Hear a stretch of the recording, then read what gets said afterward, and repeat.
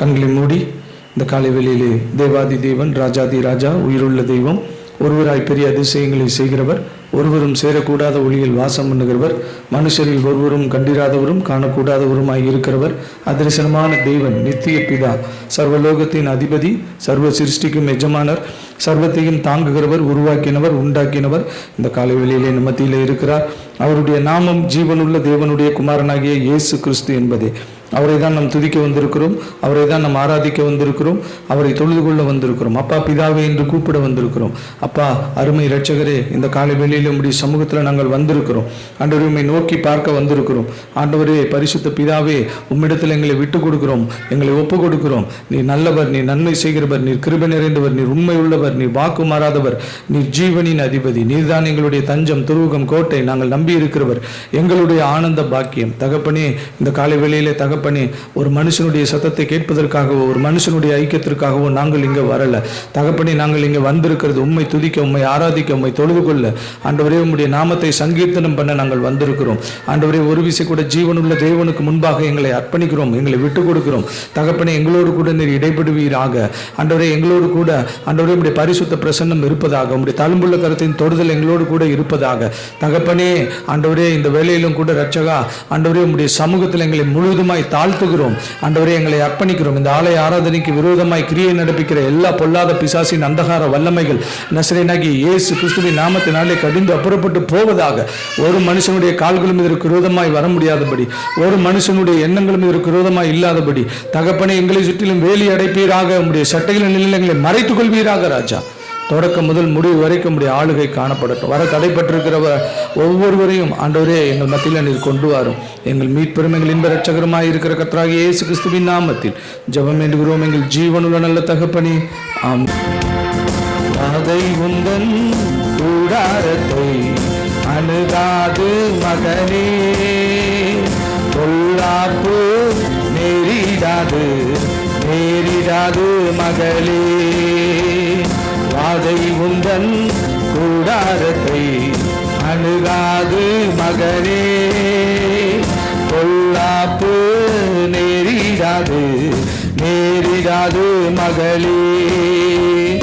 உன்னதமான கர்த்தரையே உறைவிடமாக்கி கொண்டாய், உன்னதமான கர்த்தரையே உறைவிடமாக்கி கொண்டாய். அடைக்கலமாம் ஆண்டவரை ஆதாயமாக்கி கொண்டாய், அடைக்கலமாய் ஆண்டவரை ஆதாயமாக்கி கொண்டாய். வாதை உந்தன் கூடாரத்தை அணுகாது மகனே, பொல்லாப்பு நேரிடாது நேரிடாது மகளே. ஆட்டுக்குட்டி இரத்தத்தினால் சாத்தானை ஜெயித்து விட்டோ, ஆட்டுக்குட்டி இரத்தத்தினால் சாத்தானை ஜெயித்து விட்டோ. ஆவி உண்டு, வசனம் உண்டு, அன்றாட வெற்றி உண்டு. ஆவி உண்டு, வசனம் உண்டு, அன்றாட வெற்றி உண்டு. வாதை உந்தன் கூடாரத்தை அணுகாது மகனே, பொல்லாப்பு நேரிடாது நேரிடாது மகளே. கர்த்தருக்குள் நம் பாடுகள் ஒரு நாளும் வீணாகாது, கர்த்தருக்குள் நம் பாடுகள் ஒரு நாளும் வீணாகாது. அசையாமல் உறுதியுடன் அதிகமாய் செயல்படுவோம், அசையாமல் உறுதியுடன் அதிகமாய் செயல்படுவோம். வாதை உந்தன் கூடாரத்தை அணுகாது மகனே, பொல்லாப்பு நேரிடாது நேரிடாது மகளே. அழைத்தவரோ உண்மையுள்ளவர் பரிசுத்தமாக்கிடுவார், அழைத்தவரோ உண்மையுள்ளவர் பரிசுத்தமாக்கிடுவார். ஆவி ஆத்மா சரீரமெல்லாம் குற்றமின்றி காத்திடுவார். ஆவி ஆத்மா சரீரமெல்லாம் குற்றமின்றி காத்திடுவார். வாதை உந்தன் கூடாரத்தை அணுகாது மகளே, பொல்லாப்பு நேரிடாது நேரிடாது மகளே. நம்முடைய குடியிருப்பு பரலோகத்தில் உண்டு. நம்முடைய குடியிருப்பு பரலோகத்தில் உண்டு. வரப்போகும் இரட்சகரை எதிர்நோக்கி காத்திருப்போம். வரப்போகும் இரட்சகரை எதிர்நோக்கி காத்திருப்போம். வாதை உந்தன் கூடாரத்தை அணுகாது மகளே, பொல்லாப்பு நேரிடாது நேரிடாது மகனே. அற்பமான ஆரம்பத்தை அசட்டை பண்ணாதே. அற்பமான ஆரம்பத்தை அசட்டை பண்ணாதே. தொடங்கினவர் முடித்திடுவார், சொன்னதை செய்திடுவார். தொடங்கினவர் முடித்திடுவார், சொன்னதை செய்திடுவார். வாதை உந்தன் கூடாரத்தை அணுகாது மகனே, பொல்லாப்பு நேரிடாது நேரிடாது மகளே. ஆற்றல் அல்ல சக்தி அல்ல ஆவியினாலாகோ. ஆற்றல் அல்ல சக்தி அல்ல ஆவியினாலாகோ. சோர்ந்திடாமல் நன்மை செய்வோம், துணையாளர் முன் செல்கிறார். சோர்ந்திடாமல் நன்மை செய்வோம், துணையாளர் முன் செல்கிறார். அதை உந்தன் கூடாரத்தை அணுகாது மகனே, பொல்லாப்பு நேரிடாது நேரிடாது மகளே. வாதை உந்தன் கூடாரத்தை அணுகாது மகளே, பொல்லாப்பு நேரிடாது நேரிடாது மகளே. அதற்கு ஆபிரகாம் சாராயை நோக்கி, இதோ உன் அடிமை பெண் உன் கையில் இருக்கிறாள், உன் பார்வைக்கு நலமானபடி அவளுக்கு செய் என்றான். அப்பொழுது சாராய் அவளை கடினமாய் நடத்தினபடியால் அவள் அவனை விட்டு ஓடி போனாள். கர்த்தருடைய தூதனானவர் அவளை வனாந்தரத்திலே சூருக்கு போகிற வழி அருகே இருக்கிற நீரூற்றண்டையில் கண்டு, சாராயின் அடிமை பெண்ணாகிய ஆகாரே, எங்கே இருந்து வருகிறாய், எங்கே போகிறாய் என்று கேட்டார். அவள், நான் என் நாச்சியாராகிய சாராயை விட்டு ஓடி போகிறேன் என்றாள். அப்பொழுது கர்த்தருடைய தூதனானவர், நீ உன் நாச்சியார் அண்டைக்கு திரும்பி போய் அவள் கையின் கீழ் அடங்கி இரு என்றார். பின்னும் கர்த்தருடைய தூதனானவர் அவளை நோக்கி, உன் சந்ததியை மிகவும் பெருக பண்ணுவேன், அது பெருகி எண்ணி முடியாததாய் இருக்கும் என்றார். பின்னும் கர்த்தருடைய தூதனானவர் அவளை நோக்கி, நீ கர்ப்பவதியாய் இருக்கிறாய், ஒரு குமாரனை பெறுவாய். கர்த்தர் உன் அங்கலாய்ப்பை கேட்டபடியினால் அவனுக்கு இஸ்மவேல் என்று பெயரிடுவாயாக. அவன் துஷ்டனாய் இருப்பான், அவனுடைய கை எல்லோருக்கும் விரோதமாகவும் எல்லோருடைய கையும் அவனுக்கு விரோதமாகவும் இருக்கும். தன் சகோதரர் எல்லோருக்கும் எதிராக குடியிருப்பான் என்றார். அப்பொழுது அவள், என்னை காண்பவரை நானும் இவ்விடத்தில் கண்டேன் அல்லவா என்று சொல்லி தன்னோடு பேசின கர்த்தருக்கு நீர் என்னை காண்கிற தேவன் என்று பெயரிட்டாள்.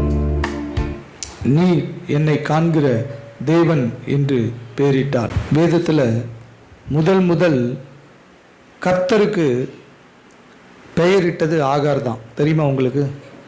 ஃபஸ்ட்டு ஆண்டவருக்கு பெயர் வச்சது வேதத்தில் ஆகார் தான்.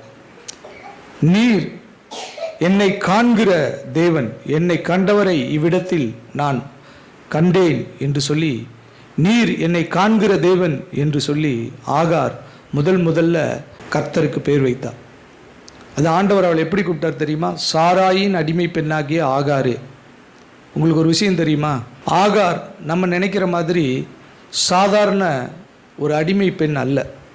சாதாரண ஒரு அடிமை பெண்ணாக இருந்தால் ஆகாரை விட அழகானவங்கெல்லாம் ஆபிரகாம் வீட்டில் இருந்திருந்தாங்க. ஆகாரை ஏன் சாராய் கொண்டு போய் ஆபிரகாமுக்கு மனைவியாக கொடுத்துருக்கணும்? அது எகிப்து நாட்டிலிருந்து கொண்டு வந்தவர். சரித்திரம் என்ன சொல்லுகிறது தெரியுமா? பார்வோன் ஒருவனை கனப்படுத்த விரும்பினால், அதாவது பார்வோன் ஒருத்தனை பெருமைப்படுத்த விரும்பினால், கனப்படுத்த விரும்பினால், அவன் என்ன செய்வானா, அவங்க வீட்டில் பிறந்திருக்கிற பெண் பிள்ளையை அந்த மனிதனுக்கு வேலைக்காரியாக கொடுப்பானோ. இது எகிப்து தேசத்தினுடைய வழக்கம். ஒரு இளவரசியாக வளர்க்கப்பட்ட ஆகார் அடிமையாக ஆபிரகாமை பெருமைப்படுத்த வேண்டும், கனப்படுத்த வேண்டும் என்கிறதற்காக அந்த பார்வோன் அவன் என்ன செய்தான், ஆபிரகாமுக்கு அடிமை பெண்ணாக கொடுத்தான். அவர் ராஜ வம்சத்தை சேர்ந்தவள். அதனால தான் எனக்கு பிறக்க போகிற பிள்ளை ராஜ வம்சத்திலிருந்து வரணுன்றதுக்காக தான் ஆகாரை சாராயின் என்ன செய்தா, ஆபிரகாமுக்கு மனைவியாக கொடுத்தார். மீதி வீட்டில் இருக்கவங்க பூரா வேலைக்காரங்க. அவங்க அழகாக இருந்தாலும் வேலைக்காரங்க, அவங்க எபிரேய ஸ்திரீகளாக இருந்தாலும் வேலைக்காரங்க, ஆபிரகாமுடைய இனத்தாராக இருந்தாலும் வேலைக்காரங்க. ஆனால் ஆகார் அப்படி அல்ல. அவள் ஒரு ராஜகுமாரத்தி. ஒரு ராஜகுமாரத்தி அடிமையாக கொடுக்கப்பட்டாள் ஆபிரகாமுக்கும் சாராளுக்கும். சாராய்க்கு நிமித்தம் ஆபிரகாமுக்கு செய்த துரோகத்துக்கு அந்த பார்வோன் அவன் தன்னுடைய மகளையே அடிமை பெண்ணாக அவனுக்கு பரிசாக கொடுத்தான்.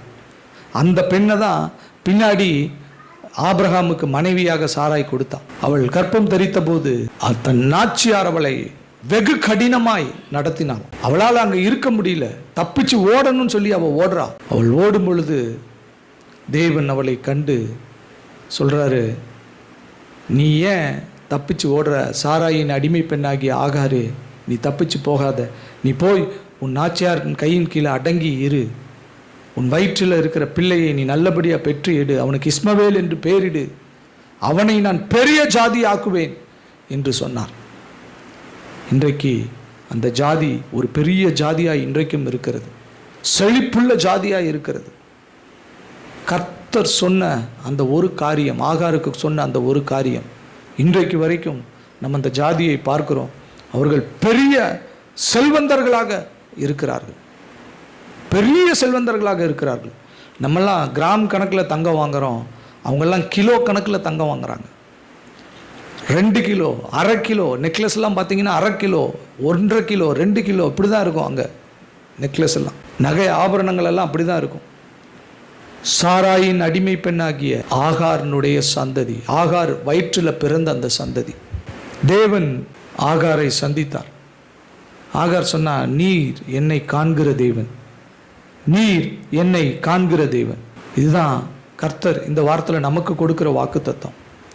அவர் நம்மை காண்கிற தேவன். நம்முடைய எல்லா இக்கட்டையும் கஷ்டத்தையும் பாடுகளையும் அவர் பார்க்கிறார். உங்களுடைய நெருக்கங்களை அவர் பார்க்கிறார். ஆகாரனுடைய எல்லா நெருக்கத்தையும், ஆகாரனுடைய எல்லா பாடுகளையும் கஷ்டத்தையும் வேதனையையும் ஆண்டவர் பார்த்தார். வனாந்தரத்தில் அவளை சந்தித்தார். வனாந்தரத்தில் அவளை சந்தித்து நீ போ, அந்த பிள்ளையை பெற்றெடு, நான் பெரிய ஜாதியாக்குவேன் என்று சொன்னார். பின்னாட்கள் அந்த பிள்ளையை பெற்றெடுத்து ஆபிரகாம் அவளை திரும்ப அந்த வனாந்தரத்துக்கு வழியாக அவளை அனுப்பிவிட்ட போது, எந்த இடத்துல என்னை ஆண்டவர் சந்தித்தாரோ, எந்த வனாந்தரத்தில் ஆண்டவர் தன்னை சந்தித்தாரோ, எப்படிப்பட்ட வனாந்தரத்தில் ஆண்டவர் தன்னை சந்தித்தாரோ, அந்த சந்தித்த அந்த மாதிரியான ஒரு இடத்துல, அந்த மாதிரியான ஒரு வனாந்தரத்தில் தன் பிள்ளையை சாகிறதற்கு அவள் போட்டார். அந்த பிள்ளையின் இடத்துல ஆண்டவர் வந்தார். அவனுக்கு தண்ணீர் துறவை காண்பித்து கொடுத்தார். அந்த பிள்ளையை தாகம் தீர்த்து அவள் அந்த பிள்ளையை ஆசீர்வாதமாய் வளர்த்தாள். தேவன் சொன்ன வாக்குத்தத்தம் அப்படியே அந்த பிள்ளையினுடைய வாழ்க்கையில் நடந்தது. அருமையான தேவனுடைய ஜனமே, கர்த்தர் உங்களை காண்கிற தேவன். அவர் நம்மை காண்கிற தேவனாய் இருந்தால் நமக்கு ஒரு நம்பிக்கை இருக்கணும். என் தேவன் எல்லாவற்றையும் பார்த்து கொள்வார். அவர் என்னை பார்த்து கொண்டே இருக்கிறார். அவர் எல்லா காரியங்களையும் பார்த்து கொண்டே இருக்கிறார். என்னை உற்று பார்த்து கொண்டு இருக்கிறார். என் போக்கையும் என் வரத்தையும் அவர் பார்த்து கொண்டு இருக்கிறார். என் தொழிலையும் என் வியாபாரத்தையும் என் கைகளின் பிரயாசங்களையும் அவர் பார்த்து கொண்டே இருக்கிறார். எனக்கு வரும் இக்கட்டுகளை பார்க்கிறார், எனக்கு வரும் பாடுகளை பார்க்கிறார், எனக்கு வரும் கஷ்டங்களை பார்க்கிறார். அந்த கஷ்டத்தில் அப்படியே நம்மளை விட்டுறதில்லை அவருடைய காரியம். அந்த கஷ்டத்தில் அப்படியே நம்மளை விட்டு விடுகிறதில்லை அவருடைய காரியம். அருமையான தேவனுடைய ஜனமே, இந்த காலை வேளையிலே ஆகாரை சந்தித்த தேவன் உங்களையும் என்னையும் சந்திக்கிறதற்கு அவர் உண்மையும் நீதியும் உள்ளவராய் இருக்கிறார். நிச்சயமாக உங்களையும் என்னையும் அவர் சந்திப்பார். அவர் நம்மை காண்கிற தேவன். இந்த வாக்குத்தத்தத்தை நீங்கள் பிடித்து கொள்ளுங்கள். கர்த்தர் பெரிய காரியங்களை உங்களுடைய வாழ்க்கையில் செய்வார். கண்களை மூடி இந்த காலை வேளையிலே கர்த்தருடைய சமூகத்தில் நம்மை முழுவதுமாய் ஒப்பு கொடுப்போம். நல்ல பிதாவே, நன்றியோடு உம்மை துதிக்கிறோம் ராஜா, உம்மை ஸ்தோத்தரிக்கிறோம் அப்பா. நேற்றும் இன்றும் என்றும் மாறாத எங்கள் நல்ல தெய்வமே, உம்மை துதிக்கிறோம், உம்மை ஸ்தோத்தரிக்கிறோம் அப்பா. ஒருவராய் பெரிய அதிசயங்களை செய்கிறவரே, ஒருவரும் சேரக்கூடாத ஒளியில் வாசம் பண்ணுகிறவரே, மனுஷரில் ஒருவரும் கண்டிராதவரும் காணக்கூடாதவருமாய் இருக்கிறவரே, அதிர்சனமான தெய்வமே, நித்திய பிதாவே, சர்வலோகத்தின் அதிபதியே, சர்வ சிருஷ்டிக்கும் எஜமானரே, சர்வத்தையும் தாங்குகிறவரே, உருவாக்கினவரே, உண்டாக்கினவரே, இந்த நாளிலும் கூட உம்முடைய சமூகத்தில் வந்து உம்மை துதித்து உம்மை ஆராதித்து உம்மை தொழுது கொண்டிருக்கிறோம். தகப்பனே, நீர் என்னை காண்கிற தேவன். ஆண்டவரே, நீர் என்னை காண்கிற தேவன். ஆண்டவரே, நான் உன்னை காண்கிற தேவன் என்று எங்களுக்கு வாக்கு பண்ணுகிறீர். ஆண்டவரே, நீர் எங்களை பார்த்து கொண்டிருப்பதால், நீர் எங்களை விசாரிக்கிறவராய் இருக்கிறபடியினால் எங்களுடைய கவலைகளை எல்லாம், எங்களுடைய வேண்டுதல்களை எல்லாம், எங்களுடைய விண்ணப்பங்களை எல்லாம் ஆண்டவரே உம்மிடத்தில் ஆண்டவரே நாங்கள் தெரியப்படுத்துகிறோம். உம்மிடத்தில் அவைகளை தூபமாய் நறுமணமாய் சேர பண்ணுகிறோம். தகப்பனே, அவைகளை எல்லாம் நீர் கேட்டு விசாரித்து எங்களுக்கு பதில் அளிப்பீர். எங்களுக்கு ஆண்டவரே நன்மையான ஈவுகளை தருவீர். ஆண்டவரே, எங்களை ஆசீர்வதிப்பீர் என்று நாங்கள் விசுவாசிக்கிறோம். தகப்பனே, எங்களை தொடர்ந்து நீர் நடத்துவீராக. இந்த ஆராதனையினுடைய சகல மேன்மையும் துதியும் கனமும் புகழ்ச்சியும் எங்கள் மீட்பரும் எங்கள் இன்ப இரட்சகருமாய் இருக்கிற கர்த்தராகிய இயேசு கிறிஸ்துவின் நாமத்தில் ஜெபம் வேண்டுகிறோம் எங்கள் ஜீவனுள்ள நல்ல தகப்பனே, ஆமேன். கர்த்தர் நல்லவர். நம் கையில் இருக்கிற வேத புஸ்தகத்தை உயர்த்தி, என்னை உருவாக்கி என் வாழ்வை மாற்றுகிற உம்முடைய பரிசுத்த வேதத்திற்காக இயேசுவே உமக்கு நன்றி. இரட்சகராம் இயேசு கிறிஸ்துவின் நாமத்தில் ஜெபம் வேண்டுகிறோம் எங்கள் நல்ல ஜீவனுள்ள பிதாவே, ஆமேன். சாலமோனின் உன்னத பாட்டு 16-17 வசனங்களை வாசிக்கலாம். சாலமோனின் உன்னத பாட்டு. என் நேசரே, நீர் இன்பமானவர், நம்முடைய மஞ்சம் பசுமையானது, நம்முடைய வீட்டின் முத்திரங்கள் கேதுரு மரம், நம்முடைய மச்சு தேவதாரு மரம். இந்த 3 வசனங்களும் ஒரே வசனமாக தான் இருக்கிறது. நம்ம ஒரு வசதிக்காக நம்ம பிரித்து தியானித்தோம். 15ஆம் வசனத்தை நாம் தியானித்து முடித்திருக்கிறோம். போன வாரத்தோட நம்ம 15ஆம் வசனத்தை தியானித்து முடித்திருக்கிறோம். அதில் எவ்வளவோ ஆண்டவர் பெரிய மகிமையான காரியங்களை எல்லாம் நமக்கு வெளிப்படுத்தினார். ஒரு சின்ன வசனம் தான் இருந்தாலும் அதில் மறைந்திருக்கிற சத்தியங்கள் ஆண்டவர் நமக்கு வெளிப்படுத்தி காண்பித்தார். இன்று முதல் 16ஆம் வசனத்தை நாம் தியானிக்க போகிறோம். ஒரு 2 வாரம் அல்லது 3 வாரத்தில் அந்த மொத்த வசனத்தையும் 16-17 ரெண்டையும் நம்ம முடிச்சிடலாம். இப்போது 17ஆம் வசனத்தை நான் திரும்ப உங்களுக்காக வாசிக்கிறேன். நீங்கள் நன்றாக கவனியுங்கள். நீர் ரூபமுள்ளவர், என் நேசரே, நீர் இன்பமானவர், நம்முடைய மஞ்சம் பசுமையானது. இந்த வசனத்தை நாம் வாசிக்கும்போது ஒரு ஒரு ஒரு ஒரு வரியை வாசிக்கிற மாதிரி நம்ம வாசிச்சுட்டு போயிடுவோம். ஆனால் இதில் சொல்லப்பட்டிருக்கிறதான காரியங்களை நம்மளால் என்ன செய்ய முடிகிறதில்ல, கவனித்து பார்க்க முடிகிறதில்லை. அந்த வார்த்தையை நல்லா கவனித்து பாருங்கள். நேசர் என்கிறதான ஒரு வார்த்தை கொடுக்கப்பட்டிருக்கிறது, இன்பமானவர் என்கிறதான ஒரு வார்த்தை கொடுக்கப்பட்டிருக்கிறது. நேசர் என்ற வார்த்தை அங்கு சொல்லப்படுகிறது, இன்பமானவர் என்கிறதான வார்த்தை சொல்லப்படுகிறது. அருமையான தேவனுடைய ஜனமே, இவர் ஆண்டவராகிய இயேசு கிறிஸ்துவை தவிர நம்முடைய நேசர் கிடையாது. நமக்கு இன்பமானவர் யாரும் கிடையாது. நேசரே என்று சொன்னால் அது யாரை சொல்றதுன்னு கேட்டால் உடனே சொல்லிடுவோம், நம்ம இயேசு கிறிஸ்துவன்னு சொல்லிடுவோம். இன்பமானவரே அப்படின்னு சொன்னால் யாரை சொல்லுது அப்படின்னு பார்த்தீங்கன்னா ஆண்டவராகிய இயேசு கிறிஸ்துவை சொல்லுதுன்னு சொல்லி நம்ம உடனே சொல்லிடுவோம். ஆனால் இது பெயர் அல்ல. நல்லா கவனித்து பாருங்கள், இது பெயர் அல்ல. ஆண்டவராகிய இயேசு கிறிஸ்துவனுடைய பெயர் நேசர் என்கிறதான பெயர் அல்ல, இன்பமானவர் என்கிறதான பெயர் அல்ல. ஆனால் அந்த வார்த்தையை சொல்லி அவரை ஆராதிக்கிறார்கள், அவரை புகழுகிறார்கள். அப்படின்னா என்ன அர்த்தம் நீங்கள் கவனித்து பாருங்கள். இது ஒரு அனுபவம் சார்ந்த ஒரு துதியின் வார்த்தைகள் என்று சொல்லலாம். ஒரு உணர்ச்சியில் சொல்லக்கூடிய ஒரு துதியின் வார்த்தை என்று கூட நம்ம சொல்லலாம். கவனிங்க, அனுபவம் சார்ந்த வார்த்தைகள். நேசரே அப்படின்னு சொன்னா அது அனுபவம் சார்ந்த வார்த்தை.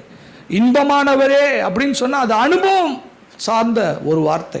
ஒரு சாக்லேட்டை சாப்பிட்றோம், அந்த சாக்லேட் எப்படி இருக்குது அப்படின்னு சொல்லும்போது அது இனிப்பாக இருக்குன்னு சொல்லும்போது அந்த இனிப்பை நம்ம ருசிச்சிருக்கிறோம். ருசிச்சுட்டு நம்ம சொல்கிறோம் இல்லையா, அது இனிப்பாக இருக்குது அப்படின்னு நம்ம சொல்கிறோம் இல்லையா. அப்படி தான் இந்த இடத்துல நேசரே அப்படின்னு சொல்லக்கூடிய அந்த வார்த்தையும் இன்பமானவரே என்று சொல்லக்கூடிய வார்த்தையும் அனுபவம் சார்ந்த வார்த்தையாக அங்கு சொல்லப்படுகிறது. நம்ம ஆண்டவரை துதிக்கிறோம். ஆண்டவரை துதிக்கும் போது, கர்த்தரை ஆராதிக்கும் போது எவ்வளவோ வார்த்தைகளை சொல்லலங்காரமாக சொல்லி நம்ம ஆண்டவரை ஆராதிக்கிறோம். ஆனால் அந்த சொல்லலங்காரத்தில் எத்தனை வார்த்தைகளை நாம் அனுபவபூர்வமாக உணர்ந்திருக்கிறோம், எத்தனை வார்த்தைகளை நம்ம அனுபவபூர்வமாக நம்ம அனுபவிச்சு அதை நம்ம சொல்லி இருக்கிறோம். யோசனை பண்ணி பாருங்க. சும்மா சொல்ல அலங்காரமான வார்த்தைகளை சொல்லி நம்ம ஆராதிக்கிறோம், கர்த்தரை ஆராதிக்கிறோம், கர்த்தருடைய நாமத்தை சொல்லுகிறோம், கர்த்தருடைய நாமத்தை புகழுகிறோம். ஆனால் ஒரு காரியத்தை நீங்கள் நன்றாய் கவனித்து பாருங்கள், எத்தனை வார்த்தைகளை நீங்கள் அனுபவிச்சிருக்கிறீங்க. இங்கு சொல்லப்பட்டிருக்கு இல்லையா, நேசரே இன்பமானவரே என்று சொல்லப்பட்டிருக்கு இல்லையா. இந்த வார்த்தைகள் ஏதோ சாதாரணமான ஒரு வார்த்தைகள் அல்ல, இது அனுபவபூர்வமாக சொல்லப்பட்ட வார்த்தை. இப்படி அனுபவபூர்வமாக சொல்லப்பட வேண்டும் என்கிறதற்காக தான் வேதத்தில் ஒரு வசனம் சொல்லப்பட்டிருக்கிறது. சங்கீதம் 34ஆம் அதிகாரம் 8ஆம் வசனத்தை எடுத்து வாசிச்சு பாருங்க. கர்த்தர் நல்லவர் என்பதை ருசித்து பாருங்கள். Taste and see that the Lord is good. Taste and see that the Lord is good. கர்த்தர் நல்லவர் என்பதை ருசித்து பாருங்கள். கர்த்தர் நல்லவர் என்பதை ருசித்து பார்க்க வேண்டும். அப்படி ருசித்து பார்த்து சொல்லப்பட்ட வார்த்தைகள் தான் நேசரே இன்பமானவரே என்கிறதான அந்த காரியம். நேசரே இன்பமானவரே என்று சொல்லப்பட்ட அந்த வார்த்தைகள். அருமையான தேவனுடைய ஜனமே, இந்த நாளில் இந்த காரியத்தை குறித்து தான் நம்ம சிந்திக்க போகிறோம். அவரை நேசர் என்று நம்ம சொல்லுகிறோம் என்றால், அவர் இன்பமானவர் என்று நாம் சொல்லுகிறோம் என்றால், தேவனை ஆராதிக்கிற நாம், தேவனை துதிக்கிற நாம் அவரை அனுபவித்திருக்க வேண்டும். அவரை அனுபவித்திருக்க வேண்டும். உன்னத பாடல்கள் முழுவதுமாக அவரை அனுபவித்து, அங்குலம் அங்குலமாக அவரை அனுபவித்து சொல்லப்பட்ட வார்த்தைகள். அதனால் அந்த வார்த்தைகள் ஏதோ ஒரு சாதாரணமான ஒரு வார்த்தைகளாக நம்ம எடுத்துக்கொண்டு கடந்து போய் கூட விடக்கூடாது, அதை தாண்டி போயிடக்கூடாது. நேசரே அப்படின்னா அந்த நேசத்தை அவள் அனுபவித்திருக்கிறாள். இன்பமானவரே என்று சொன்னால் அவரிடத்தில் இருக்கிற இன்பத்தை அவள் அனுபவித்திருக்கிறாள். அந்த அனுபவம் தான், அந்த பர்சனல் ரிலேஷன்ஷிப் தான் இன்றைக்கு ஆண்டவர் நம்மிடத்தில் எதிர்பார்க்கிறார். தேவனிடத்தில் தனிப்பட்ட உறவு இருந்தால் மட்டும்தான் இப்படிப்பட்ட வார்த்தைகள் வெளிப்படும். தேவனோடு எப்படி நாம் தனிப்பட்ட உறவில் இருக்க முடியும்? தனிப்பட்ட விதத்தில் எப்படி நாம் அவரோடு கூட உறவாட முடியும்? இதற்கு பதில் சொல்கிறது ரொம்ப கஷ்டம். இதற்கு பதில் சொல்கிறது ரொம்ப கஷ்டம். வெறுமனை சொல்லலாம்னா நான் ஜெபம் பண்ணுவேன், துதிப்பேன், ஆராதிப்பேன், இப்படி சொல்லிட்டு போகலாம். ஆனால் எல்லாரும் தான் ஜெபம் பண்ணுறாங்க, எல்லாரும் தான் துதிக்கிறாங்க, எல்லாரும் தான் ஆராதிக்கிறாங்க. ஆனால் தேவனோடு கூட ஒரு உறவு இருக்கா? தேவனோடு கூட ஒரு ஐக்கியம் இருக்கா? உங்கள் உள்ளத்திலிருந்து அவரை ஆராதிக்கிற வார்த்தைகள் உங்கள் உள்ளத்திலிருந்து வருதா? ஸ்தோத்திர பலி புஸ்தகம் நல்லது, அதை வாசிக்கிறது நல்லது, நான் வேணான்னு சொல்லலை. ஆனால் சும்மா எழுதி இருக்கிற கட கட கடன்னு செங்கடலை பிளந்தவரே, குஷ்டரோகியை சுகமாக்கினவரே, ஸ்தோத்திரம் ஸ்தோத்திரம் ஸ்தோத்திரம் ஸ்தோத்திரம் அப்படின்ட்டு போகிறதுல ஒரு பிரயோஜனமும் கிடையாது, ஒரு பிரயோஜனமும் கிடையாது. உங்கள் உள்ளத்தில் அவரை ஒரு உணர்ச்சியோடு அவரை அனுபவித்து அதிலிருந்து சொல்லக்கூடிய வார்த்தைகளை தேவன் எதிர்பார்க்கிறார். உங்கள் இருதயத்திலிருந்து வருகிற அந்த வார்த்தைகளை தேவன் எதிர்பார்க்க. தேவன் நம்மோடு கூட இருக்கிற உறவை அவர் எதிர்பார்க்கிறார்.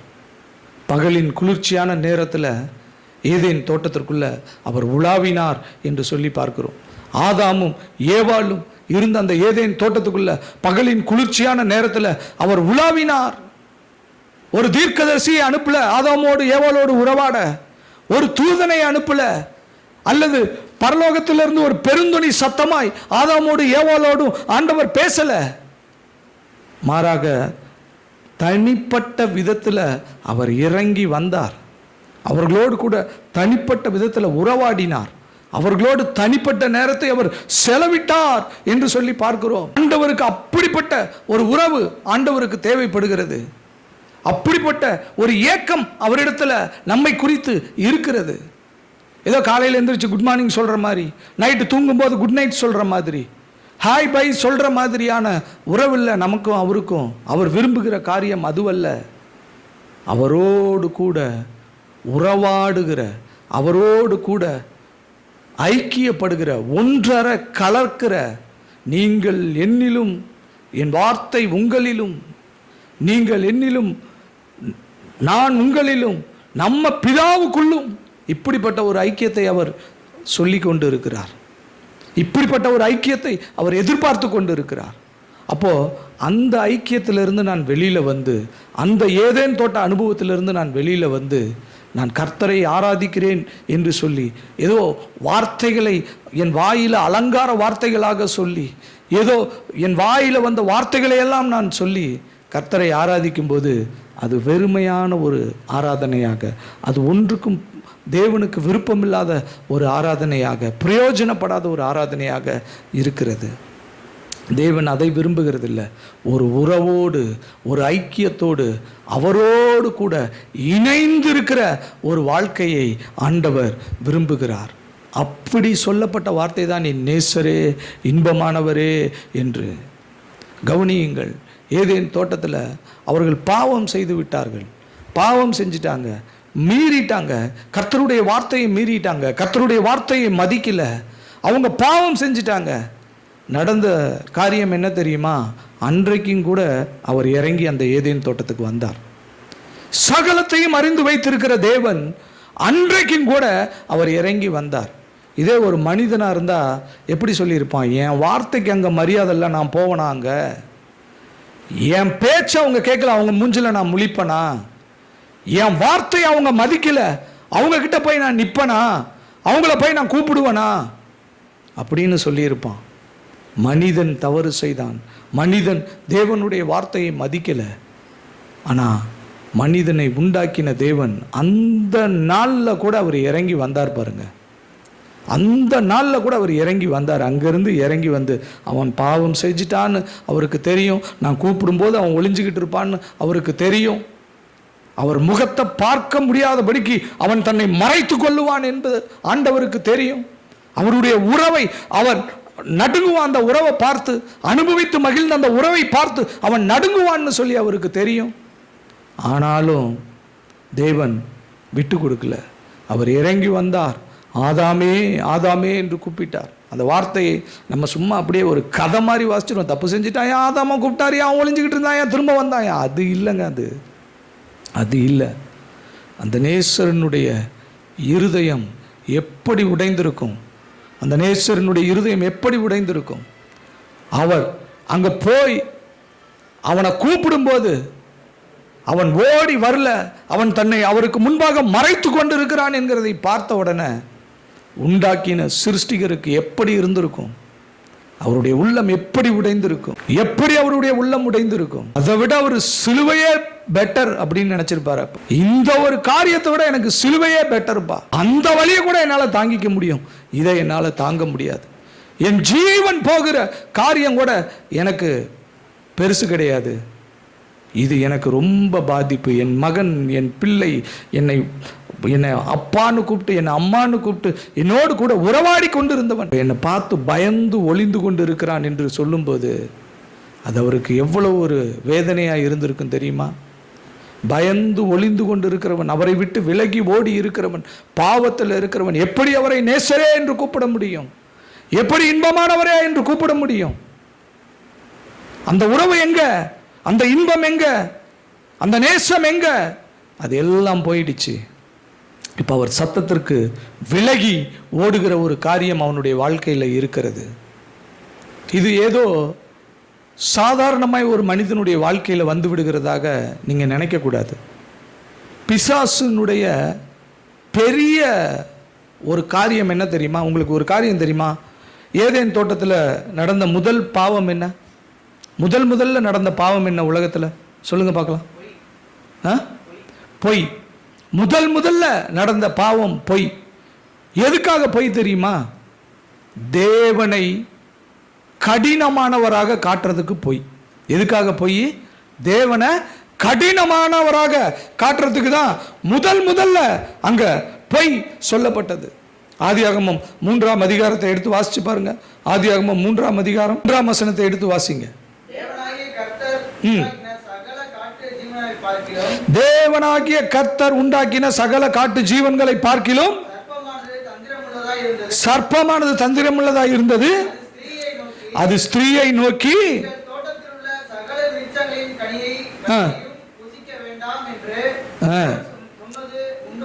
நீங்கள் தோட்டத்தில் உள்ள சகல விருட்சங்களின் கனியையும் புசிக்க வேண்டாம் என்று தேவன் சொன்னது உண்டோ என்றது. கவனிச்சு பாருங்க, தேவன் அப்படியா சொன்னாரு? இந்த தோட்டத்தில் இருக்கிற எந்த கனியை நீ புசிக்க கூடாதுன்னு தேவன் சொன்னாரா? எப்படி தேவனை காண்பிக்கிறான் பாருங்க. அவர் ரொம்ப கடினமானவர். அவர் சொல்லியிருப்பாரு, இங்க இருக்கிற எதையும் நீ புசிக்காத, இருக்கிற எதையும் நீ தொடாத, ஒரு கனியை கூட நீ புசிக்க கூடாது அப்படின்னு சொல்லியிருப்பாரே. அவன் பொய் தான் சொல்றான். அந்த பொய்யினுடைய நோக்கம் என்ன அப்படின்னு பார்க்கும்போது, தேவனை ஏதோ அந்நியனாக ஒரு கடினம் உள்ளவராக அவன் சித்தரிக்கிறான். தாளந்துகளை பெற்றுக்கொண்ட ஒருவன் சொன்னான், நீர் கடினமானவர், நீர் கோபக்காரர், நீர் ரொம்ப கொடூரமானவர், நீர் பயங்கரமா தண்டிக்கிறவர், அதனால இந்த காசை நான் புதைச்சி வச்சேன். இப்படி அவன் தேவனை பார்த்திருக்கிறான் பாருங்க. அது அவன் பார்க்கல, பிசாசு அவனுக்கு காண்பித்து கொடுத்துருக்கு. தேவன் எப்படிப்பட்டவர் தெரியுமா? எல்லாம் உனக்கு இருக்கும், ஆனா எதுவும் உனக்கு இல்லை. இருக்க எல்லாமே உனக்கு இருக்கு, ஆனா சொல்லியிருப்பாரு எதையும் நீ புசிக்க கூடாதுன்னு, எதையும் நீ சாப்பிடக்கூடாதுன்னு சொல்லியிருப்பாரு.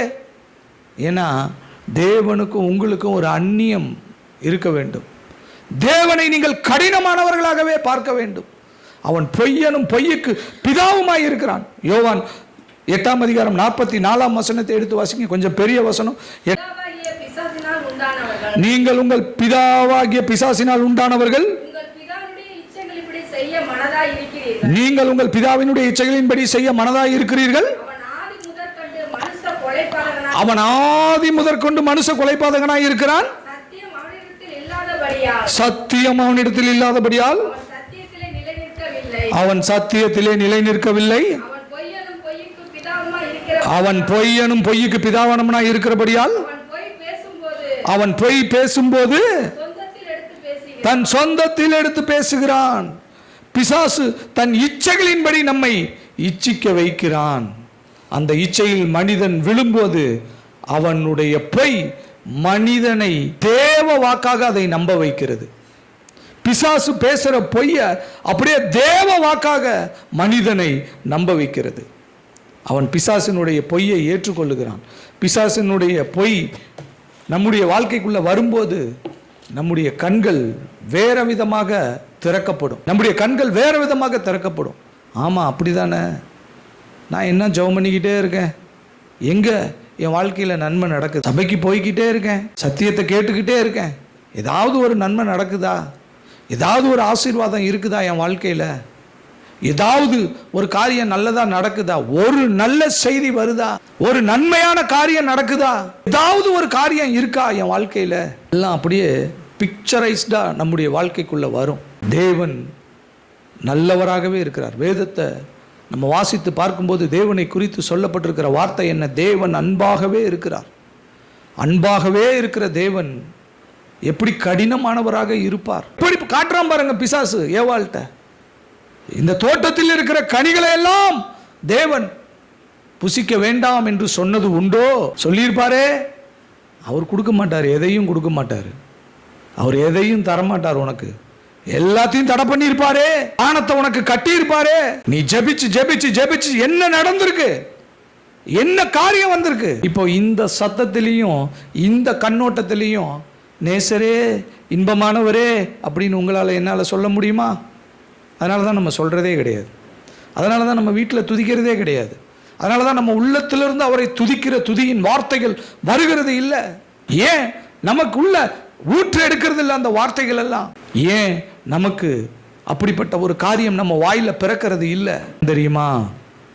அருமையான தேவனுடைய ஜனமே, தேவனை குறித்ததான ஒரு பெரிய கண்ணோட்டம் நம்மிடத்துல இல்லை. தேவனை குறித்ததான மாற்றப்பட்ட ஒரு கண்ணோட்டம் நம்மிடத்தில் இருக்கிறது. அவர் தரமாட்டார், அவர் செய்ய மாட்டார், அவர் உதவ மாட்டார், அவர் ஒன்றும் நமக்கு கொடுக்க மாட்டார். ஆனால் ஒன்று கேரண்டி, பரலோகத்துக்கு போயிடுவேன். ஐஸ்வர்யவான் வீட்டு வாசலில் உட்கார்ந்திருந்த லாசர் மாதிரியே வாழ்ந்து பரலோகத்துக்கு போகிறதுக்கு உன்னையும் என்னையும் தேவன் அழைக்கல. அது அவருடைய திட்டத்தில் இல்லை. அவருடைய திட்டத்தில் இல்லை.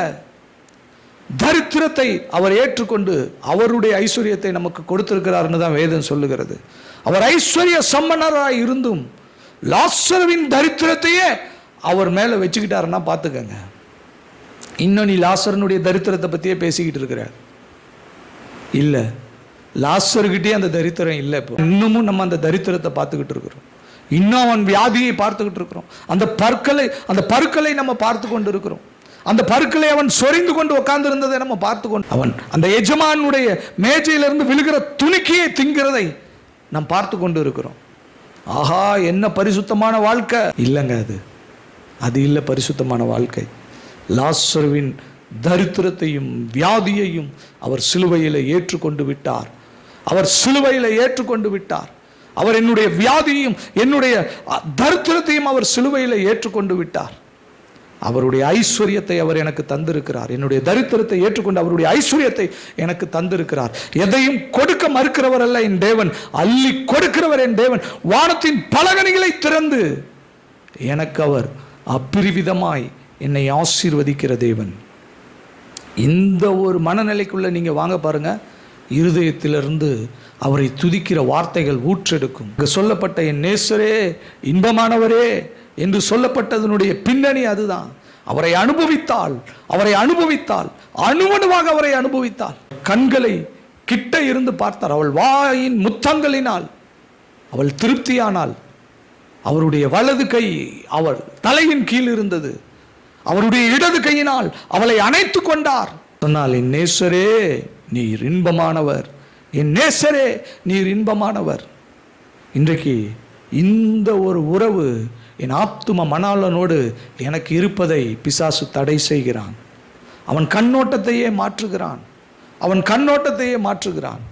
யோபுவை குறித்து உங்களுக்கு தெரியுமா? வாசித்து பாருங்கள்.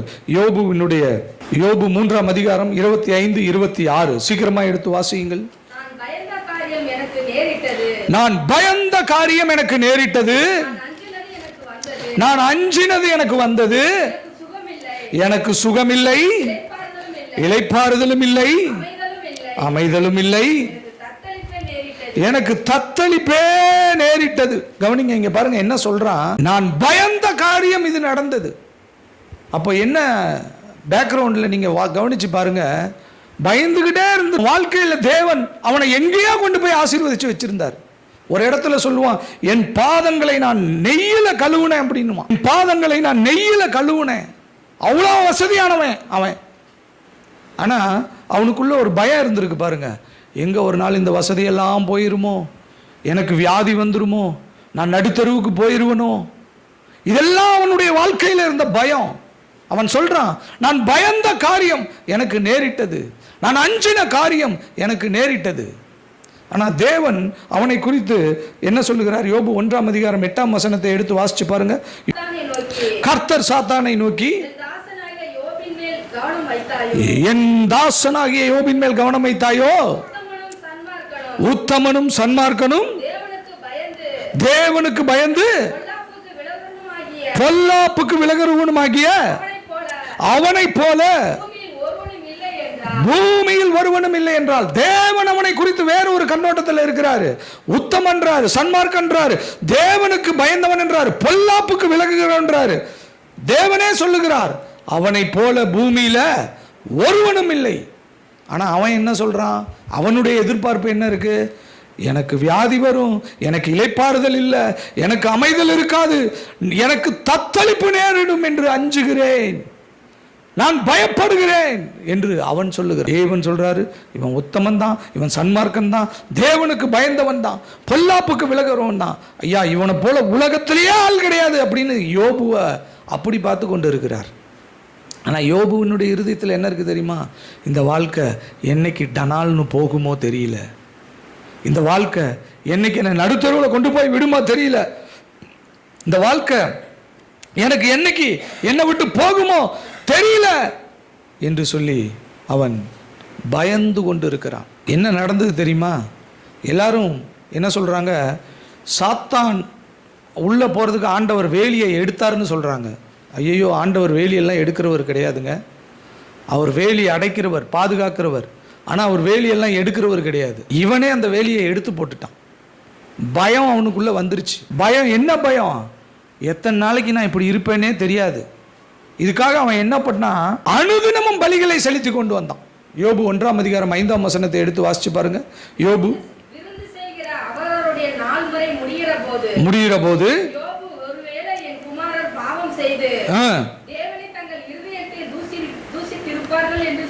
சொல்லி அவர்களை அழைத்து அனுப்பி பரிசுத்தப்படுத்தி அதிகாலமே எழுந்து அவர்களுடைய எல்லாருடைய லக்கத்தின்படியையும் சர்வாங்க தகன பலியை செலுத்துவான். அதோட அந்த வசனம் முடியல. அடுத்தது வாசிங்க. இந்த பிரகாரமாக யோபு அந்நாட்களில் செய்வானா? அந்நாட்களில் எல்லாம் செய்வானா? அந்நாட்களில் எல்லாம் செய்து வருவான். டெய்லி பலிதான், டெய்லி பலிதான். அப்ப தேவனை அவன் என்னதான் பிக்சரைஸ் பண்ணி வச்சிருக்கான்னு பாருங்க. இன்னைக்கு நான் நல்லா இருக்கேன், ஆனால் நாளைக்கு இதே மாதிரி தேவன் என்ன வச்சிருப்பாரான்னு தெரியல. எனக்கு வியாதி வந்துடும், நான் அழிஞ்சு போயிடுவேன், நான் ஒன்றும் இல்லாமல் போயிடுவேன், நான் நடுத்தருவுக்கு போயிடுவேன், நான் இளைப்பாறுதல் இல்லாத மனிதனாக இருப்பேன், நான் தத்தளிக்கிற மனிதனாக இருப்பேன் அப்படின்னு சொல்லி அவன் பயந்து கொண்டே தேவனை பயத்தை உள்ள வச்சுட்டே தேவனை ஆராதித்துக் கொண்டிருக்கிறான். தேவனை அப்படியே அவன் பார்க்கிறான். தேவனை அவன் பார்க்கிற விதத்தை பாருங்கள். அந்நாட்களில் எல்லாம் பொல்லாப்பு எனக்கு வந்துடும் சொல்லி பலியிடுறான். பயத்தோடே வாழ்ந்து கொண்டு இருக்கிறான். ஆனா அது இல்லை தேவனை பார்க்கிற கண்ணோட்டம். சங்கீதம் 91 நம்ம வாசிக்கிறோம், நான் கர்த்தரை நோக்கி நீர் என் அடைக்கலம், என் கோட்டை, என் தேவன், நான் நம்பி இருக்கிறவர் என்று சொல்லுவேன். அப்பொழுது அவர் இரவில் உண்டாகும் பயங்கரத்துக்கும் பகலில் பறக்கும் அம்புக்கும் இருளில் நடமாடும் கொள்ளை நோய்க்கும் மத்தியானத்தில் பாழாக்கும் சங்காரத்திற்கும் என்னை காப்பாற்றுவார். என் பக்கத்தில் 1000 பேர் விழுந்தாலும் என் வலதுபுறத்தில் 10,000 பேர் விழுந்தாலும் ஒன்றும் என்னை அணுகாது, ஒன்றும் என்னை அணுகாது. பொல்லாப்பு எனக்கு நேரிடாது, பொல்லாப்பு எனக்கு நேரிடாது. வாதை என் கூடாரத்தை அணுகாது. பாருங்க, வாதை என்ன அணுகாதுன்னு யோபு சொல்லல, சங்கீதக்காரன் சொல்லல. வாதை என் கூடாரத்தை அணுகாது. என் வீட்டையே அது டச் பண்ணாதுப்பா. வீட்டை டச் பண்ணாதானே எனக்குள்ள வர்றது. வாதை என் கூடாரத்தை அணுகாது என்று சொல்லி சங்கீதக்காரன் சொல்லுகிறான்.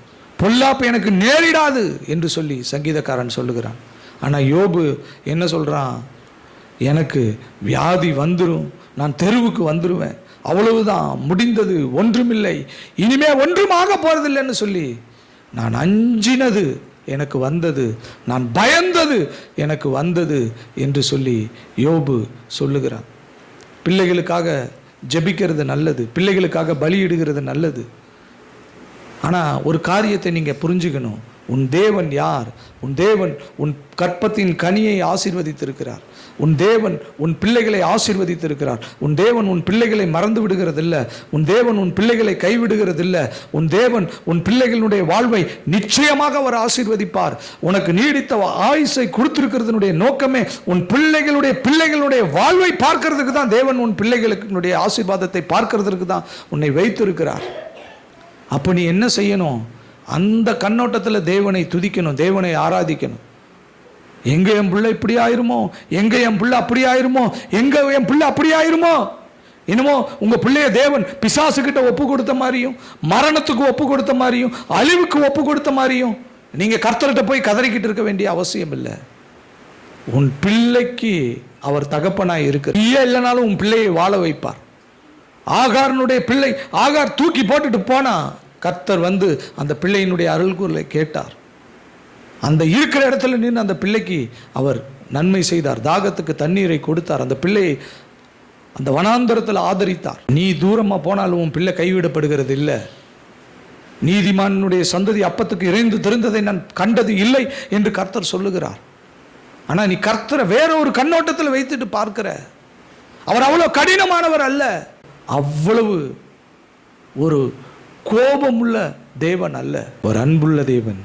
அவர் அன்புள்ள தேவன். சொந்த குமாரன் என்றும் பாராமல் உனக்காக எனக்காக அவரையே தந்தருளின அன்பு அவருடைய அன்பு. அவர் அன்புள்ளவர். உன்னை கைவிடவே மாட்டார். நீ ஒளிந்து கொள்ள வேண்டிய அவசியம் இல்லை. நடுங்கி அலைய வேண்டிய அவசியம் இல்லை. நீ கர்த்தருடைய சமூகத்திற்குள்ள வா. நீ கர்த்தருடைய சமூகத்திற்குள்ள வா. நீ கர்த்தருடைய சமூகத்திற்குள்ள வா. அவரே சொல்றார். மத்தேயு 11:28 முதல் வாசிங்க பார்க்கலாம். வருத்தப்பட்டு பாரம் சுமக்கிறவர்களே, நீங்கள் எல்லோரும் என்னிடத்தில் வாருங்கள், நான் உங்களுக்கு இளைப்பாறுதல் தருவேன்.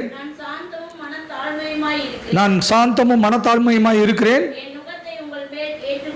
என் நுகத்தை உங்கள் மேல் ஏற்றுக்கொண்டு என்னிடத்தில் கற்றுக்கொள்ளுங்கள். அப்பொழுது உங்கள் ஆத்துமாக்களுக்கு இளைப்பாறுதல் கிடைக்கும். என் நுகம் மெதுவாயும் என் சுமை லகுவாயும் இருக்கிறது என்கிறார். நுகம் என்றால் என்ன? 2 மாடுகளுக்கும் நடுவில் வைக்கப்படும் அந்த கட்டை தான் நுகம். பழைய ஏற்பாட்டின் நாட்களில் இதை மனிதனுடைய பின்னங்கலத்தில் வைப்பார்கள். இது கடினமாய் இருக்கும், பாரமாய் இருக்கும். இது அடிமைத்தனத்தை வெளிப்படுத்தும் ஒரு தண்டனை. அவர் சொல்றாரு, இப்படிப்பட்ட அந்த என்னுடைய உனக்கு எப்படி இருக்குமா? உனக்கு எப்படி இருக்குமா? மெதுவாய் இருக்கும், லகுவாய் இருக்கும். ஒரு யோக் இருக்கிறது உண்மைதான். ஆனா அது நீ நினைக்கிற மாதிரி இல்லை. அது கடினமாக இருக்காது, அது பாரமாக இருக்காது, அது லகுவாய் இருக்கும், அது மெதுவாய் இருக்கும். அதனால் என் நுகத்தை ஏற்றுக்கொள் என்று சொல்லி கர்த்தர் சொல்லுகிறார். நான் சாந்தமும் மனத்தாழ்மையுமாய் இருக்கிறேன் என்று கர்த்தர் சொல்லுகிறார். நான் சாந்தமும் மனத்தாழ்மையுமாய் இருக்கிறேன். நீங்கள் கவனிச்சு பாருங்க. ஆண்டவர் கடினமானவராகவோ கொடூரமானவராகவோ கொலைபாதகராகவோ நம்ம பார்க்கக்கூடாது. அப்படிப்பட்ட மைண்ட் செட்டிங் நம்மக்கிட்ட இருக்கக்கூடாது. ஆண்டவர் அடிச்சிருவார், தண்டிச்சிருவார், அதெல்லாம் இல்லைங்க. அவர் அன்பான தேவன். அவர் அன்புல நீ உறவாட வேண்டும் என்கிறது தான் தேவனுடைய விருப்பம். பக்தியாக இருக்கிறது நல்லது தான். யோபு பக்தியாக இருந்தான். யோபு பயபக்தியாக இருந்தான். உத்தமன், சன்மார்க்கன், தேவனுக்கு பயந்தவன், தேவனுக்கு பயந்து பொல்லாப்புக்கு விலகுகிறவன், இந்த பூமியில் எங்கிலும் அவனை போல ஒருவன் இல்லை என்று சொல்லி கர்த்தர் அவனை குறித்து சொன்னார். உண்மைதான், இல்லைன்னு சொல்லலை. ஆனால் ஒரு காரியத்தை யோபு தவறவிட்டான். அவன் இருதயத்தில் தேவனை குறித்து ஒரு சரியான பிக்சரைசேஷன் கிடையாது. தேவன் எப்படிப்பட்டவர் என்கிறது கிடையாது. அவர் என்னை எப்படி பார்க்குறாருங்கிறது அவனுக்கிட்ட தெரியாமல் இருந்தது. அவர் என்னை இப்படி பார்த்தா என்னை போய் இப்படி வைப்பாரா? வாதை என் கூடாரத்தை அணுகாது, பொல்லாப்பு எனக்கு நேரிடாது என்று அவன் சொல்லியிருக்கணும். நான் பயந்தது, நான் அஞ்சினது நடந்துருச்சுன்னு அவன் சொல்லக்கூடாது. அருமையான தேவனுடைய ஜனமே, தேவனை குறித்ததான கண்ணோட்டத்தை நீங்கள் மாற்ற வேண்டும். அந்த பிக்சரைசேஷனை நீங்கள் மாற்ற வேண்டும். ஒரு படம் வரைஞ்சி வச்சுருக்கீங்க இல்லையா தேவனை குறித்து, அது அப்படி இல்லை. அது அப்படி இல்லை. நீங்கள் ஜெபிக்கிறதற்கு முன்னமே, நீங்கள் வேண்டிக் கொள்ளுகிறதற்கு முன்னமே உங்களுக்கு இன்னது தேவை என்பதை அவர் அறிந்து வைத்திருக்கு. அதனால் நீங்கள் அவரை குறித்ததான காரியத்தை நீங்கள் என்ன செஞ்சிருங்க? மாற்றிக்கொள்ளுங்கள். நீதிமொழிகள் 10:24 எடுத்து வாசிங்க பார்க்கலாம். நீதிமொழிகள் 10:24 சீக்கிரமாக எடுத்து வாசிங்க. துன்மார்க்கன் பயப்படும் காரியம் அவனுக்கு வந்து நேரிடும்.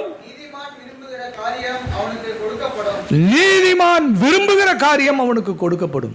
துன்மார்க்கன் பயப்படும் காரியம் அவனுக்கு வந்து நேரிடும். ஆண்டவர் சொல்றாரு, உத்தமன் தான், சன்மார்க்கன் தான், தேவனுக்கு பயந்தவன் தான், பொல்லாப்புக்கு விலகுகிறவன் தான். ஆனால் அவனுக்குள்ள இருக்கிற பயம் அவனை துன்மார்க்கனாக மாற்றிவிட்டது. துன்மார்க்கன் பயப்படும் காரியம் அவனுக்கு வந்து நேர்ந்தது. இரவும் பகலும் அவருடைய வேதத்தில் தியானமாய் இருக்கிற மனுஷன் பாக்கியவான். அவன் நீர்க்கால்களின் ஓரமாய் நடப்பட்டு தன் காலத்தில் தன் கனியை தந்து இலையுதிராது இருக்கிற மரத்தை போல் இருப்பான். அவன் செய்வதெல்லாம் வாய்க்கும். அதுக்கப்புறம் பாருங்க, துன்மார்க்கரோ அப்படி இராமல். எப்படி இராமல்? துன்மார்க்கர் எப்படி இராமல் கர்த்தருடைய வேதத்தில் பிரியமா இருக்க மாட்டாங்க, இரவும் பகலும் அவருடைய வேதத்தில் தியானமா இருக்க மாட்டாங்க. துன்மார்க்கர் அப்படி இருக்க மாட்டாங்க. ஐயா, கர்த்தருடைய வேதத்தில் நீ பிரியமா இருந்து கர்த்தருடைய வேதத்தை நீ எவ்வளவுக்கு அதிகமாய் நேசித்து வாசிக்கிறாயோ அவ்வளவுக்கு அதிகமாக தான் கர்த்தர் உன்னுடைய இருதயத்தில் அவரை குறித்து வெளிப்படுத்துவார். கர்த்தர் உன் இருதயத்தில் அப்படியே அவர் உருவாகுவார். நீங்க வேதத்தை வாசிக்க வாசிக்க வாசிக்க தேவனை பற்றினதான அந்த அறிவு, தேவனை பற்றினதான கண்ணோட்டம், தேவனை பற்றினதான நம்பிக்கை உங்கள் இருதயத்தில் மாறும். விசுவாசம் உங்கள் இருதயத்திற்குள்ள வரும். நீங்க கர்த்தருடைய வேதத்துக்கு உங்க செவியை சாய்க்கலன்னா, கர்த்தருடைய வேதத்தை நீங்க வாசிக்கலன்னா, கர்த்தருடைய வேதத்திற்கு நீங்க தூரமா இருந்தீங்கன்னா என்ன செய்ய முடியாது? தேவனை குறித்ததான தெளிவான ஒரு கண்ணோட்டம் உங்களுடைய வாழ்க்கையில் இருக்காது. கர்த்தர் நல்லவர் என்பதை ருசித்து பாருங்கள் என்று வேதம் சொல்லுகிறது. அடுத்தது இன்னொரு காரியத்தை ருசித்து பாருங்கள் என்று வேதம் சொல்லுகிறது. வாசிச்சு பாருங்க, சங்கீதம் 119, 103 எடுத்து வாசிங்க. உம்முடைய வார்த்தைகள் என் நாவுக்கு எவ்வளவு இனிமையானவைகள், அவைகள் என் வாய்க்கு தேனிலும் மதுரமாய் இருக்கும். பாருங்க எப்படி சொல்லியிருக்கார்.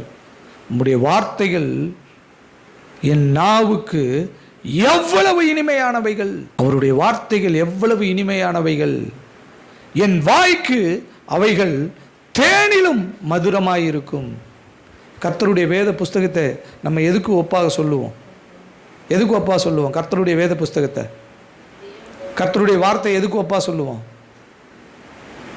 மன்னாவுக்கு ஒப்பா சொல்லுவோமா? மன்னான்னு சொல்லுவோமா? கர்த்தருடைய வார்த்தையை மன்னான்னு சொல்லுவோமா?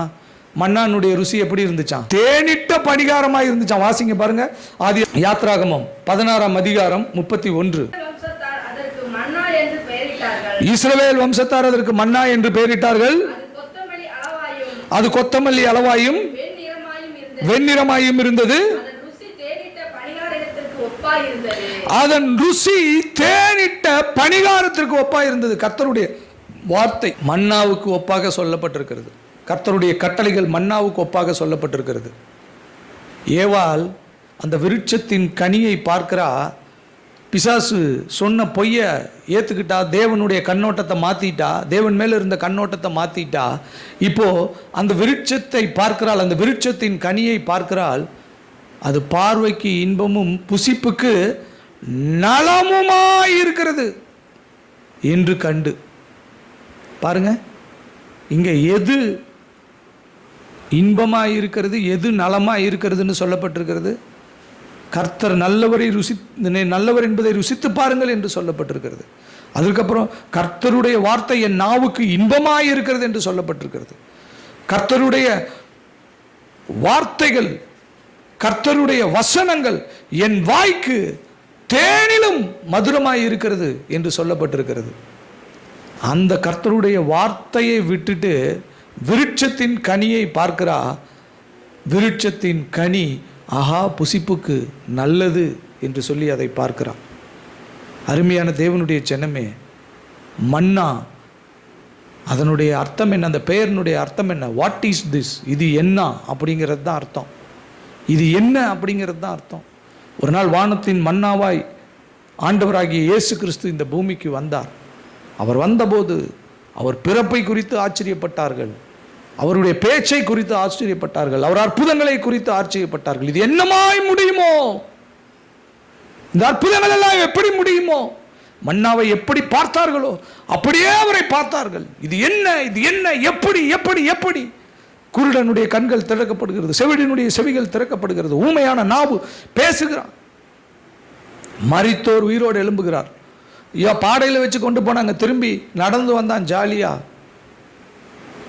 எப்படி? இது என்ன? இது எப்படி? இது எப்படி?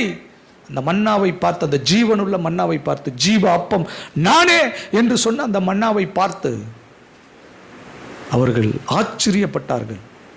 சொல்றாரு, இந்த அப்பத்தை சாப்பிடுகிறவன், அது தேனிட்ட பணிகாரம் போல இருந்ததுன்னு சொல்றாரு. அந்த அப்பத்தை, அது தூதர்கள் சாப்பிட்ட அப்பம். இவர் சொல்றாரு, அவருடைய மாம்சத்தையும் இரத்தத்தையும் குறித்து சொல்லுகிறார். இந்த அப்பத்தை சாப்பிடுகிறவன் என்று சொல்லுகிறார். அதனால தான் கர்த்தர் நல்லவர் என்பதை ருசித்து பாருங்கள். விருட்சத்தின் கனி புசிப்புக்கு நல்லதா? அது நல்லதில்லை. உனக்கு ஆண்டவர் சொல்லி இருக்கிறார், அவருடைய சரீரம் ஜீவ அப்பம் என்று அவர் சொல்லி இருக்கிறார். இந்த அப்பத்தை நீங்கள் சாப்பிட வேண்டும் என்று சொல்லி ஆண்டவர் சொன்னார். மன்னாவை குறித்து நம்ம பார்த்தோம், it tasted like wafers mat with honey என்று ஆங்கிலத்தில் சொல்லப்பட்டிருக்கிறது. தேனினால் செய்யப்பட்ட ஒரு பதார்த்தம் என்று அதை சொல்லலாம். தேனிட்ட பதார்த்தம் இல்லை, தேனாலேயே செஞ்ச ஒரு பதார்த்தம். எதையோ செஞ்சுட்டு அது மேலே தேனை ஊற்றலை, அதோட இன்கிரீடியன்ஸில் அந்த ஹனி தான் அதில் மெயின் கோம்போவே. அது மெயின் பார்ட்டிகல்ஸே அதுதான், அந்த தேன் தான். அந்த தேனை அவர் செய்து, தேனால் அந்த மன்னாவை செய்து அவர்களுக்கு சாப்பிட கொடுத்தார். என் வாய்க்கு தேனிலும் அது இன்பமாய் இருக்கிறது, மதுரமாய் இருக்கிறது என்று சொல்லி வசனம் சொல்லுகிறது. நீதிமான், அங்கே என்ன சொல்லப்பட்டிருக்கிறது? நீதிமான் விரும்புகிற காரியம் அவனுக்கு கொடுக்கப்படும். நீதிமான் விரும்புகிற காரியம் அவனுக்கு கொடுக்கப்படும். ஏன்? அவன் தேவனை குறித்து அவனுக்கு ஒரு தெளிவான கண்ணோட்டம் இருக்கு. தேவனை குறித்து அவனுக்கு ஒரு தெளிவான சிந்தனை இருக்கிறது.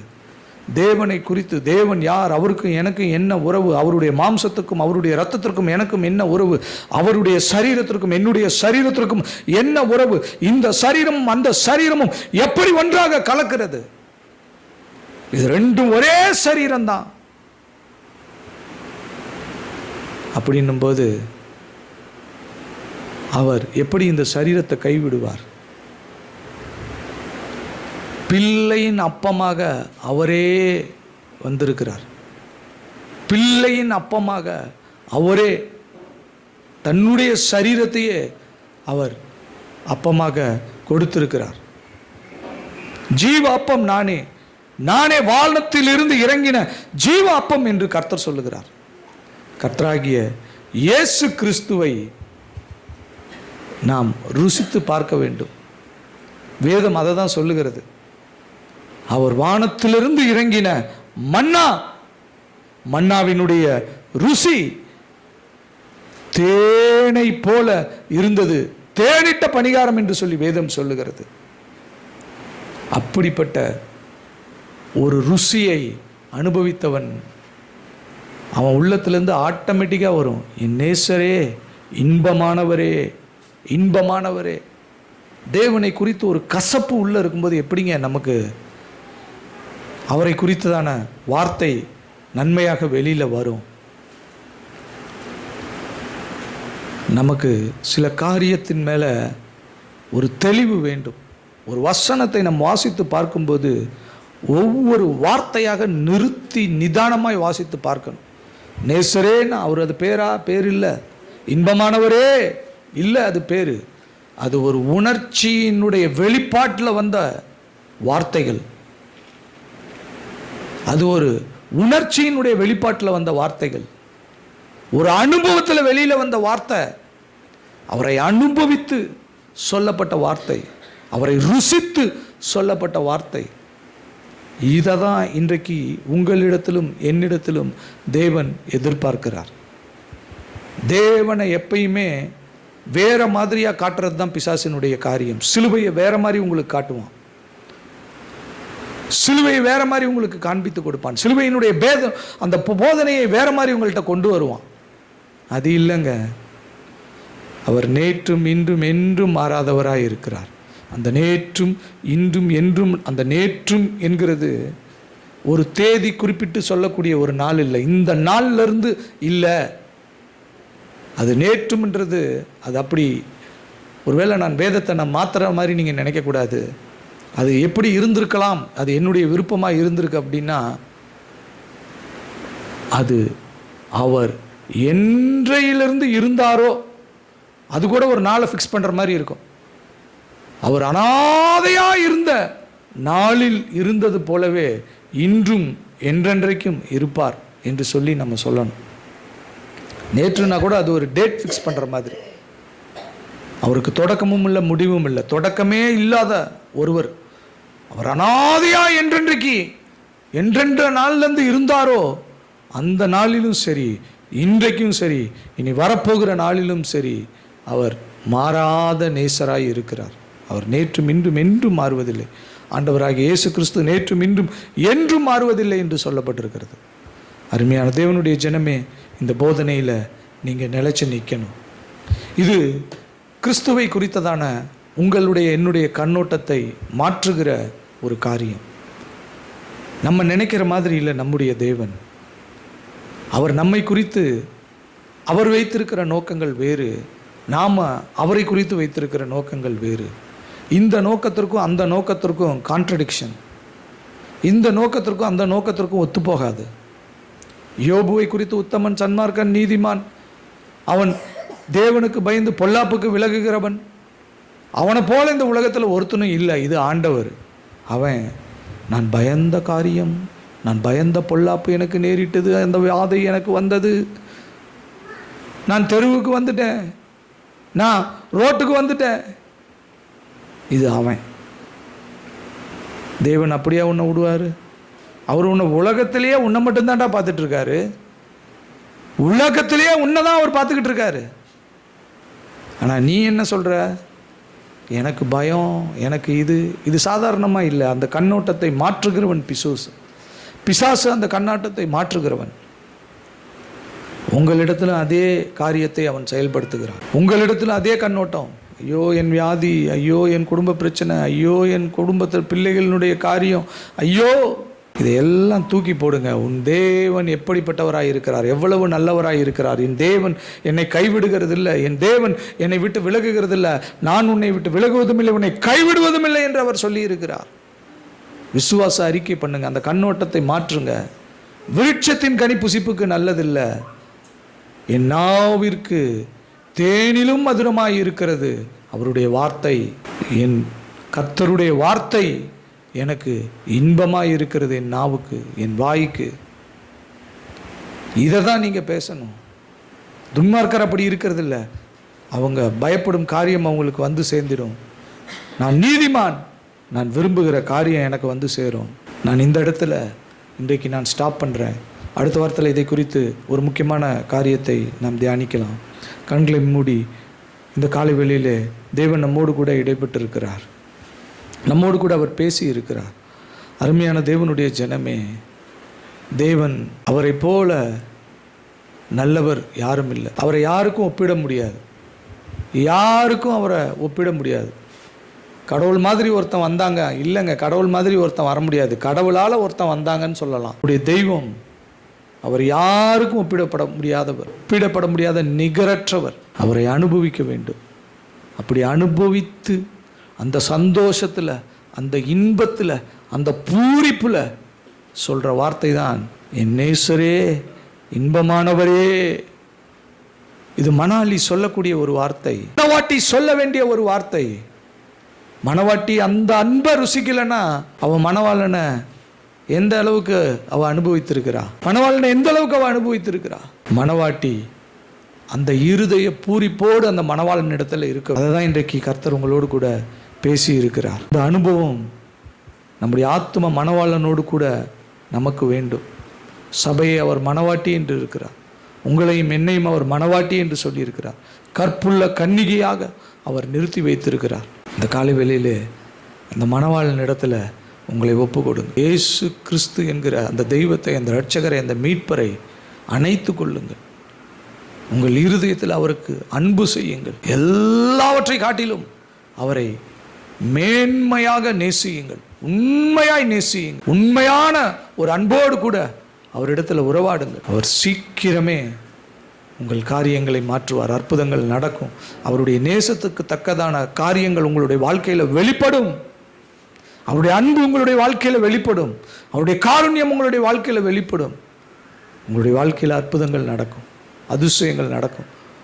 உங்கள் சரீர சுகம், உங்கள் தெய்வீக ஆசீர்வாதம் நீங்கள் சுதந்திரித்துக் கொள்வீர்கள். நீங்கள் மேன்மை உள்ளவர்களாக இருப்பீர்கள்.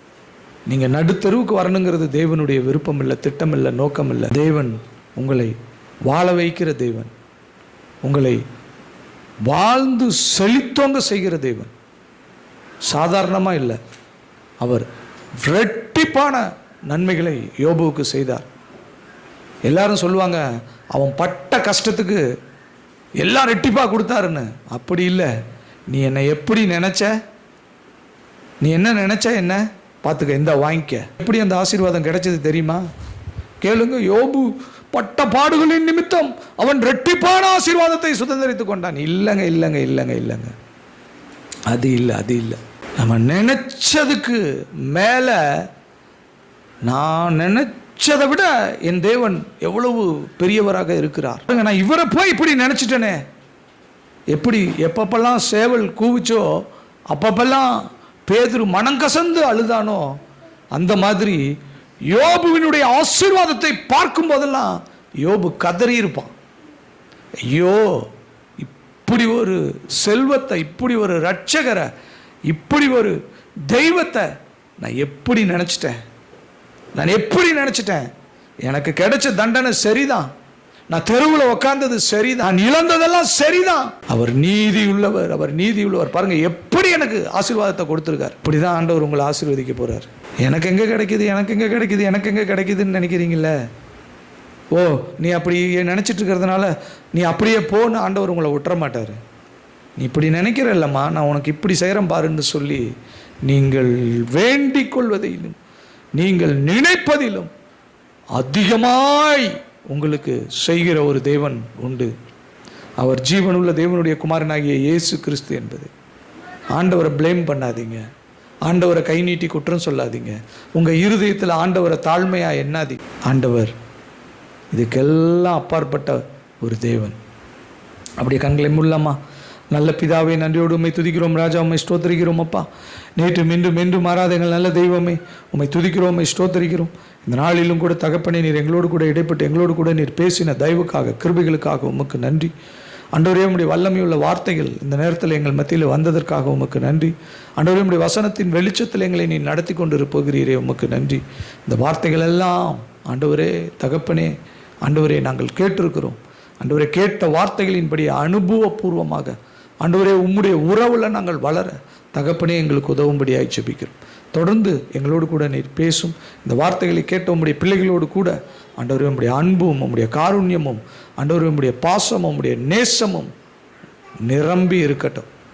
நீர் அவர்களை ஆசீர்வதித்து அவர்களை அநேகருக்கு ஆசீர்வாதமாக மாற்றும். எங்கள் மீட்பெருமைகள் இன்ப ரட்சகருமாய் இருக்கிற கர்த்தராகிய இயேசு கிறிஸ்துவின் நாமத்தில் ஜெபம் வேண்டுகிறோம் எங்கள் ஜீவனுள்ள நல்ல தகப்பனே, ஆமென்.